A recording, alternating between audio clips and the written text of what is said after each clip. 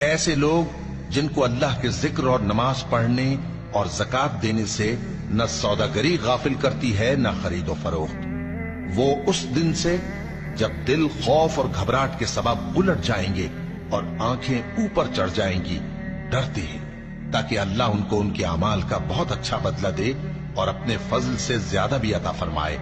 اور اللہ جس کو چاہتا ہے بے حساب رزق دیتا ہے۔ اور جن لوگوں نے کفر کیا ان کے اعمال کی مثال ایسی ہے جیسے میدان میں ریت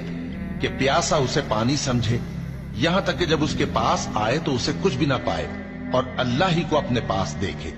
تو وہ اسے اس کا حساب پورا پورا چکا دے، اور اللہ جلد حساب کرنے والا ہے۔ یا ان کے اعمال کی مثال ایسی ہے جیسے گہرے سمندر میں اندھیرے جس پر لہر چڑھی چلی آتی ہو اور اس کے اوپر اور لہر آ رہی ہو اور اس کے اوپر بادل ہو، غرض اندھیرے ہی اندھیرے ہو، ایک پر ایک چھایا ہوا، جب اپنا ہاتھ نکالے تو کچھ نہ دیکھ سکے۔ اور جس کو اللہ روشنی نہ دے اس کو کہیں بھی روشنی نہیں مل سکتی۔